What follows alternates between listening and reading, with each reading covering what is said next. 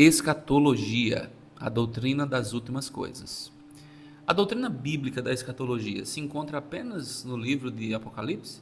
Não. Escatologia, que é o estudo das últimas coisas, é um assunto que pode ser visto ao longo de toda a Escritura, além do Apocalipse, como por exemplo os profetas do Antigo Testamento, quando falam dos últimos dias. Isaías 2:2, Miqueias 4:1, Daniel fala sobre isso também. O tema pode também ser visto nos evangelhos. Mateus, Marcos e Lucas falam sobre o fim dos tempos. Pode também ser visto nas cartas de Paulo, como 1 Coríntios, quando fala da ressurreição dos mortos, e principalmente em 1 e 2 Tessalonicenses. Segundo a Bíblia, como será a segunda vinda de Jesus Cristo? Apocalipse 1:7 diz: Eis que ele vem entre as nuvens, e todo olho o verá, até mesmo aqueles que o traspassaram, e todas as tribos da terra se lamentarão por causa dele. Ou seja, podemos dizer que a segunda vinda de Jesus será pessoal, será exterior, visível, gloriosa e inesperada, como também afirmam outros textos, 1 Tessalonicenses 4:16, Mateus 16:27, Mateus 25:13. Em que situação ficam os mortos até a segunda vinda de Cristo? Os que morreram com Cristo ficam esperando Jesus de maneira consciente, como diz Lucas 16, quando Jesus conta a história do rico e Lázaro, e também Apocalipse 6, 9 e 10. Segundo o texto de 2 Coríntios 5, 6 e 8 e Filipenses 1, 23, o salvo já passa a estar na presença de Deus, passando a desfrutar dessa presença desde a hora que morre, como diz Apocalipse 14, 13. Já os ímpios, apesar de também estarem em estado de consciência, como também afirma Lucas 16, eles estarão em sofrimento, em um lugar chamado Hades, onde o apóstolo Pedro diz que os ímpios já estão sendo castigados, como diz 2 Pedro 2,9. Depois da morte física, o corpo deve ser cremado ou enterrado? Existe uma discussão sobre uma possível proibição da cremação por conta de dois textos bíblicos, que são 1 Coríntios 15, 35 a 58 e 1 Tessalonicenses 4, 16, que dizem que haverá a ressurreição do corpo. Logo, pensa-se que um corpo cremado não poderá ser restaurado para a vida eterna. Mas não há nenhum texto bíblico claro que proíba a cremação do corpo. Pelo contrário, a Bíblia relata que um rei de Israel, Saul, teve seu corpo cremado, bem como os corpos de seus filhos, como diz 1 Samuel 31. O que é morte espiritual? Segundo Efésios 2, de 1 a 5, a morte espiritual é o total afastamento de Deus. Qual a condição da alma do crente e do incrédulo após sua morte? Segundo Lucas 16, 19 a 31, tanto a alma do crente quanto a alma do incrédulo fica em estado de consciência.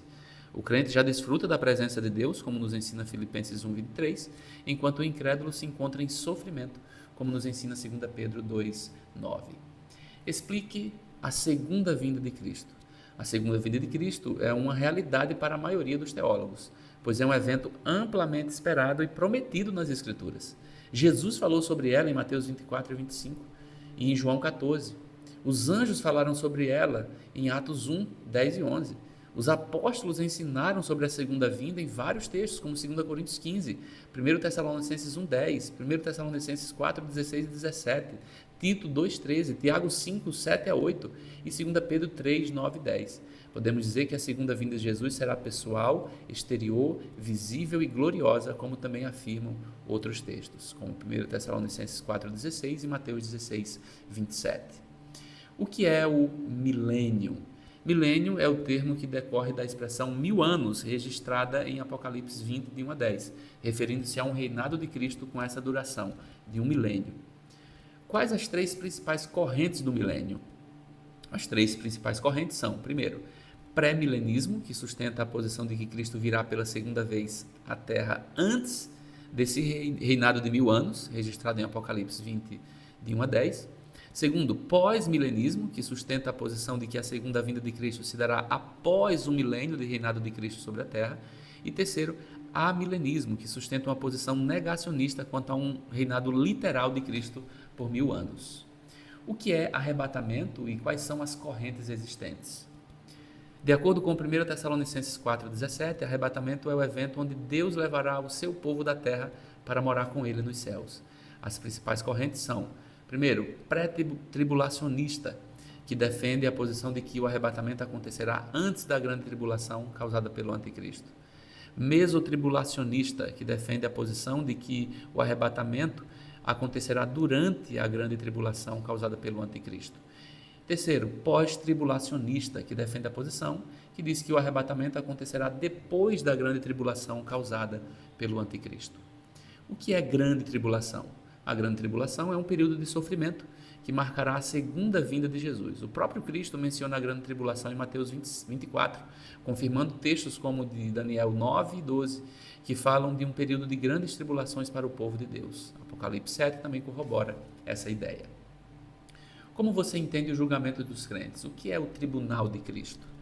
Romanos 5,9 e 1 Tessalonicenses 1,10 diz que pela justificação advinda pelo sangue de Cristo, os cristãos são salvos da ira de Deus. Portanto, entendo que os cristãos não serão julgados quanto à vida eterna ou condenação eterna, pois já creram em Cristo e já passaram da morte para a vida, como diz João 5,24.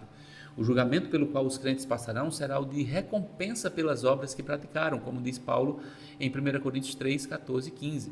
O tribunal de Cristo é, portanto, como diz 2 Coríntios 5,10, esse comparecimento dos crentes perante Cristo para as devidas recompensas por suas obras. Você é contra ou a favor o dispensacionalismo? Eu sou contra o dispensacionalismo, pois é uma corrente teológica que divide a revelação de Deus em distintos momentos da história. Acredito que Deus faz uma revelação progressiva da sua pessoa aos homens. Assim, a corrente teológica dispensacionalista pode causar uma certa ruptura e distorção nessa revelação. Quantas e quais são as dispensações? São 7 dispensações: a dispensação da inocência, a dispensação da consciência, a dispensação do governo humano, a dispensação da promessa e a dispensação da lei, que já passaram. E as duas últimas, a dispensação da graça, que é a dispensação atual, e a última dispensação que ainda está por vir, que é a dispensação do reino milenar. Fale sobre o juízo final. Muitos textos bíblicos apontam para a realidade de um juízo final, momento em que todos os seres humanos comparecerão diante de Deus para receber as devidas recompensas por suas ações. Podemos ver isso em Mateus 25, em Apocalipse 20 e outros textos, João 5, Atos 17, Romanos 2, 2 Coríntios 5, 2 Timóteo 4, Hebreus 9, 2 Pedro 3. Pelas evidências bíblicas, esse julgamento será visível e saciará o desejo de justiça que há no ser humano. Jesus será o próprio juiz, pois apesar de Deus ser o grande juiz, a Jesus foi concedido esse papel, como diz João 5, 22.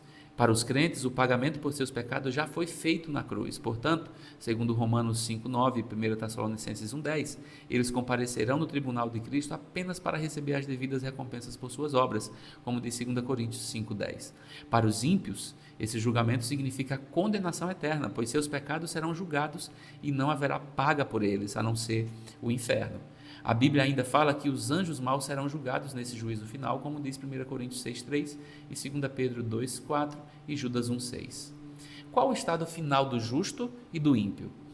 Em João 14, 1-4, Jesus fala sobre um lugar para onde levará os crentes, a morada de Deus, o céu, sendo esse o estado final do justo. Segundo Mateus 24, 41 e 46, o estado final dos ímpios será no inferno, eternamente separado de Deus, como também diz Marcos 9, 45 e 46, 2 Tessalonicenses 1, 7 e 9, Lucas 16, 19 a 31 e Apocalipse 20, 10 e 21, 8. Você crê na existência do purgatório? Hebreus 9, 27 diz, da mesma forma, como o homem está destinado a morrer uma só vez e depois disso enfrentar o juízo, portanto, creio na existência, não creio na existência de um lugar de purificação para que depois se entre no céu. Não creio no purgatório. A Bíblia ensina que o crente morre e logo entra na presença gloriosa de Deus, como diz 2 Coríntios 5, 6 e 8 e Filipenses 1, 23.